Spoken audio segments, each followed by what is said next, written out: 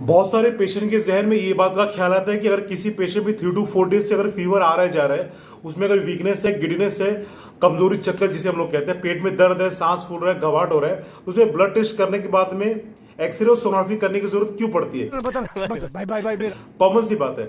अगर किसी भी पेशेंट में अगर आपके ब्लड में अगर इन्फेक्शन, आपका WBC काउंट आपका ज्यादा है और आपका प्लेटलेट काउंट आपका ड्रॉप है, जिसे हम लोग थ्रोम्बोसाइटोपेनिया भी कहते हैं, जिससे हम लोग सिंपल भाषा में कहें तो उनका सफेद खून कम हो गया है। पेशेंट में ऐसा होता है कि भाई उनमें ब्लीडिंग टेंडेंसी, उनमें जो ब्लड कोगुलेशन जो फैक्टर जो होता है वो ड्रॉप हो जाता है, तो ऐसे पेशेंट ब्लीडिंग टेंडेंसी बढ़ जाती है। अच्छा, ठीक है। वो सांस लेने में तकलीफ होती है, तो वो कंडीशन एक ऐसी होती है, अपने को सिर्फ एक्सरे करने पे पता चलता है कि लंग्स में किसी तरह का कोई इन्फेक्शन है क्या, या कोई पस फॉर्मेशन या वाटर का कलेक्शन या ब्लीडिंग का कोई चांसेस कुछ है क्या वहां पे। अगर किसी पेशेंट को अगर थ्रोम्बोसाइटोपेनिया है, अगर उसका प्लेटलेट काउंट बहुत ज्यादा ड्रॉप हो गया है, तो ऐसे कंडीशन में सोनोग्राफी करके हम चेक इसलिए करते हैं ताकि अपने को ये पता चल सके, बिकॉज पेशेंट को ब्लीडिंग टेंडेंसी बढ़ने से उसके लीवर में या स्प्लीन में कोई इन्फेक्शन बैठा है क्या।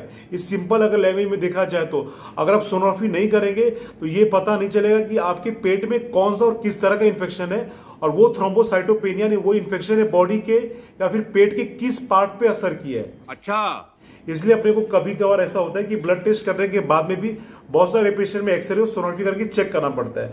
बाकी डिपेंड रहता है कि आगे पेशेंट की कंडीशन किस तरह की है, उसके हिसाब से आपके जो एडवांस टेस्ट भी करने पड़ते हैं। बहुत सारे पेशेंट में सीटी स्कैन और MRI की भी जरूरत पड़ जाती है। इधर जहर खाने का पैसा नहीं है, तू जा रे।